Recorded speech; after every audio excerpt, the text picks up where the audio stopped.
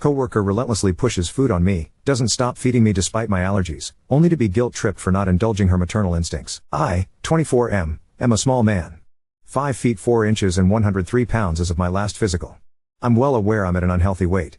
My entire life I've been small mostly due to illnesses and myriad allergies, and it's admittedly a sore spot. I am working with my doctor to gain weight while still fitting in with my dietary restrictions: no meat, dairy, gluten, or nuts, and honestly I'm so much better than I was several months ago and proud of myself for the progress I've made. A coworker, Peg, 30/F, got pregnant and recently returned to work late November. She's been increasingly overt and uncomfortable in her concern for me. Peg made and brought in cupcakes for her return, and when I thanked her for thinking of us but refused, citing my gluten allergy, she was visibly upset. She didn't shout or complain much, just sighed heavily and said that she would put this one in the break room with the rest. I felt awful. Then, she brought me a steak sandwich the next day, on gluten-free bread. Again I thanked her, but I had brought in my own lunch and needed to focus on that. Peg told me it was in the fridge for when I finished. Ended up bringing it home so she wouldn't feel bad and gave it to my BF. Next day, she approached again. I refused again. She insisted. By now we weren't alone in the break room. She joked that it was rude to refuse a home-cooked meal in favor of that, my lunch. At that point I just took it and thanked her. BF ended up eating it. Then she just started leaving bagged snacks on my desk. She would approach with a snack or a portion of whatever she made for dinner the night before, and not leave me be until I had taken it. I went to our boss and explained that I felt uncomfortable and was told that she was probably feeling maternal and it would negatively impact morale to discourage her. So, been taking notes since then. Days Peg has given what, when, who witnessed it, etc. from 12/8 to now she's done it 23 times. Yesterday I took Peg aside and explained that while I was touched, I would appreciate if she wouldn't bring in anything else. She said that I should have said something sooner. She was only trying to help. Have I seen myself in a mirror? Does your boyfriend like you starving yourself? Among other phrases. Livid, I told her that maybe I didn't feel like sharing my personal medical history with her just so that my wishes were respected. For God's sake, we work with a hospital, don't you know anything about HIPAA? We parted from there, me childishly storming off and her in tears. Have I already been a huge ass and would a report to HR just be the icing on the cake? Edit, to address a few commonly raised points. I said no, thank you, repeatedly, to her face when she gave the food. She in turn would refuse to leave my desk or to stop talking to me, in the break room or halls, until I took it. She returned to work late November, before Thanksgiving, and started this behavior almost immediately. I waited until 12/8 to speak with our boss, who is a woman, if that matters, and only then started counting the incidents. She is also no longer pregnant, rather I should have said that she returned from maternity leave. Edit 2, I'm aware I misused HIPAA but was referencing it in the context that she should know better than to pry into medical history to satisfy her curiosity. Also I wasn't thinking clearly when I said that to her. Update 1, I went to HR, saying that the matter was settled, but I wanted it documented. Subsequently was told that there would be an investigation and the incidents would be corroborated with witnesses, because as is the full record I claim is severe enough to warrant potential action for Pei and several other co-workers who also engaged in her behavior. HR started the process, apparently immediately, because I walked in yesterday to a shitstorm. Is plunged the department into civil war. Many agree Peg was out of line, some told me I should have kept the status quo, some said I was ungrateful and entitled. One said I should have handled this maturely and who could blame her when I look like that, and I should be ashamed of myself. Another coworker suggested I work from home. Another told me he was sorry for not stepping in. I went to go get my lunch out of the fridge only to find someone had disposed of it and left behind the empty Tupperware. Nearly everyone has an opinion. The people in my corner have advised me to keep my head down and to take care. My boss held a meeting, first with Peg and me, then a second with just me. During the one with Peg, I was told to apologize for my part and Peg likewise. I'm sorry if I made you uncomfortable by caring about your health. My boss asked if I was satisfied now. I brought up Peg's comments and my boss said I invited them. No one would call that harassment, and I need to work on myself. Together we went through each of the 23 events. She excused each of them until I was left to feel like I'd been harassing Peg. The next meeting was even worse. Effectively, boss said, I told you not to retaliate and instead you searched Peg out to harass her, and your actions have expressed a worrying lack of cooperation with me and your team. She was also disappointed that instead of explaining that I needed her to resolve things, I escalated the situation well beyond the point of reason and cruel to someone who only wanted to help. She said I won't get far in life and I'm not likely to get anywhere vocationally if I can't be a team player and actively sabotage a happy workplace. She hoped I will learn from this teachable moment how to behave in a collaborative environment, as it's inappropriate to involve HR for small misunderstandings. BF is spitting mad. I'm just tired, confused and hurt. HR seems sympathetic. Boss is very clearly on Peg's side. The offie, say, is split and tense. Currently updating my resume and job searching. It really does feel like a nightmare. Haven't felt good going into work for a while, and this just made it times worse. Yes. See another post on my profile for further details as well. Also might be worth adding that we have worked together for 2 years prior to this. The entire department is aware of the fact I have numerous allergies that severely restrict my diet. My boss and everyone above her is aware of my other medical conditions additionally. Commenter, isn't it weird that your colleagues that already know about your food allergies, a good number of them, not reacting when you are offered allergy-laden food? It doesn't make sense that they already know but are not even moderately reacting to it. Food allergies can kill, and them not doing anything is ridiculous, especially when this involves a good number of people. Oop, incredibly. As you can see, the office is terribly concerned for my health. Peg's name changed. 12/8, Peg approached with a pack of almonds. CN was nearby but did not get involved. I told her I can't have those and don't want them, but thank you for thinking of me. Approached EP straight after. Her response was that Peg was probably feeling maternal and it would negatively impact morale to discourage her. Peg approached after lunch, 2:00 p.m. /tilde, asking if I wanted a coffee. No one around. I said refused. She said she had gotten a free coffee and asked me to take it off her hands. I said I didn't want the coffee. She left it on my desk. Threw it out in the break room. 12/9, Peg and CC ordered takeout from diner / She offered an order of fries and a chicken salad, saying she knew I need the protein and fries brighten anyone's day. I refused and she said, but I bought this for you. I apologized and said I already had my lunch and didn't ask her to. She said that I need to eat more than rabbit food. CC added that it would warm me up. I refused again. ND said I was more than happy with my lunch and didn't intend on changing my meal. CC told me to back off. It's just a salad. I apologized for being short but I really was happy with my lunch. Peg and CC left and took the food with them. 12/10, 7:50 a.m. Coffee. Refused. Peg insisted. Refused again. She insisted again. Refused again. She insisted again. Just took the coffee to get her to leave me alone. Thrown out in the break room. 12:11, a handful of Hershey Kisses on my desk after 9:30 a.m. meeting. 2 packages of almonds on my desk after going to the bathroom at approximately 1 p.m. 12:14, at 11 a.m., Peg placed a Tupperware of rice on the table in front of me in the break room. CN, CC, DP, and KG were all there. She told me rice would add substance to my lunch. I said, thank you, but this is enough. People were staring and she wouldn't back down, standing directly in front of the table.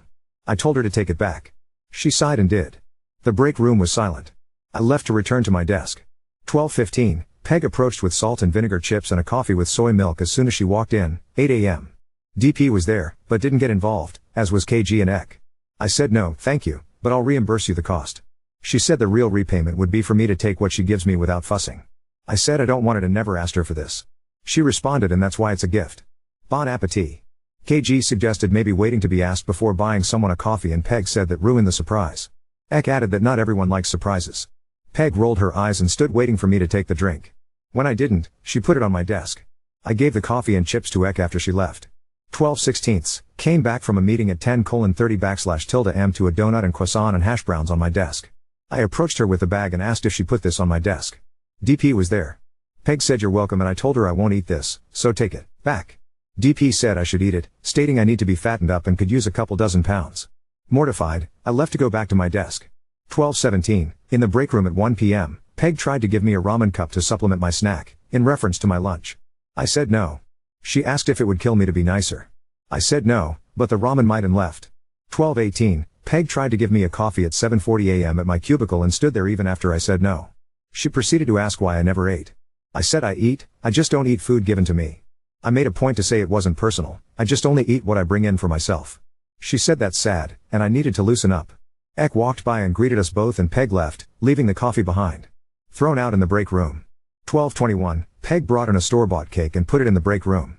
At 3 p.m. she said she noticed I nearly missed out but luckily she saved some for me. I said I didn't want the cake, or else I would have gotten myself some.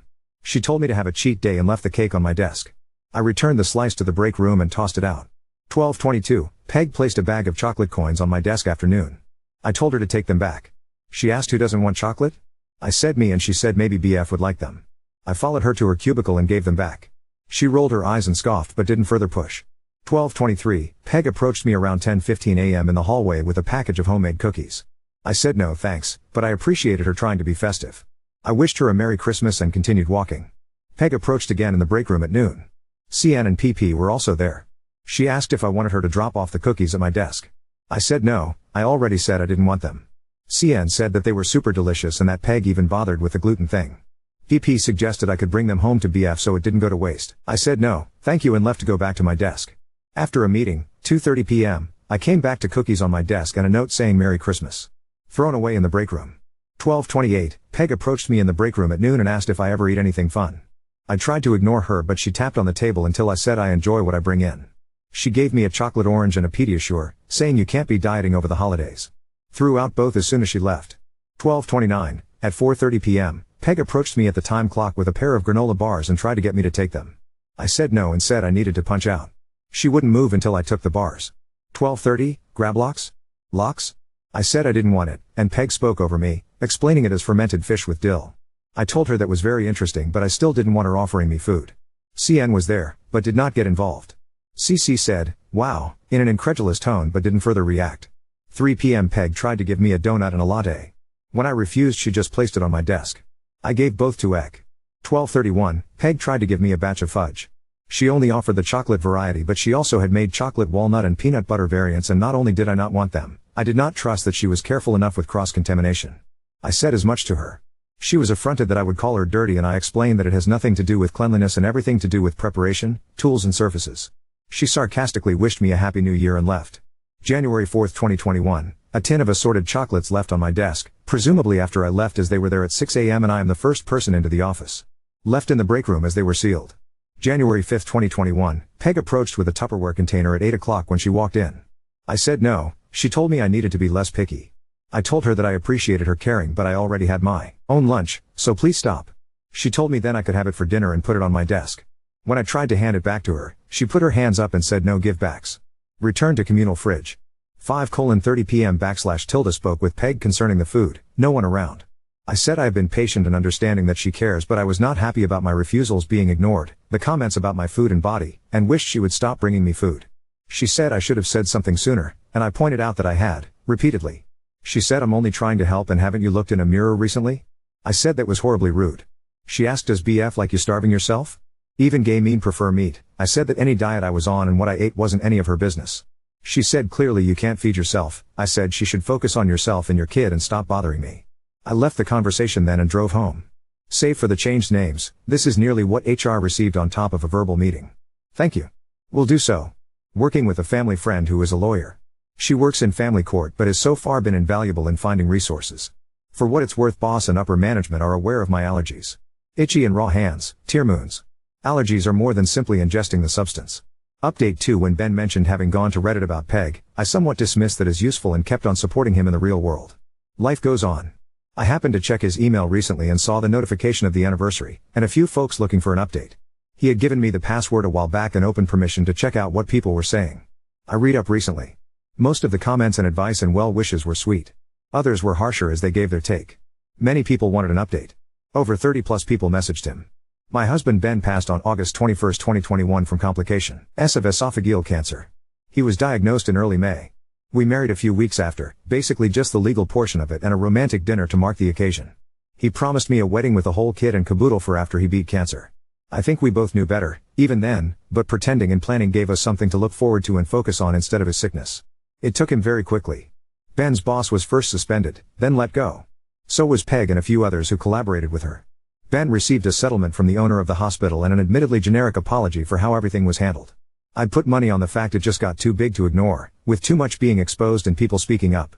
The boss's reaction, the meetings, removing Ben from group work emails and project updates, not responding to calls or emails and refusing meetings, all of which was documented by the automated message saying his emails were deleted without opening, even taking his work when he sent it to her for review and presenting it as someone else's, and Peg's behavior, sending out mass texts to others in the office about a hypothetical situation about an ungrateful friend forcing her to cook for him but then not eating it, or the group emails spanning months before things went down, discussing Ben's food and how he just has no taste because he wouldn't take what Peg offered. The exact phrasing was lewd, more than just food was implied. Ben's new boss was accommodating of his medical leave when the time came, promised that he'd have his job back when he returned. His medical bills were covered partially by the owner and a collection from some of his coworkers and our friends, but there was a huge chunk we still had to pay. I had to file a restraining order against Peg after her firing as she continued to try to contact us and stalk Ben especially.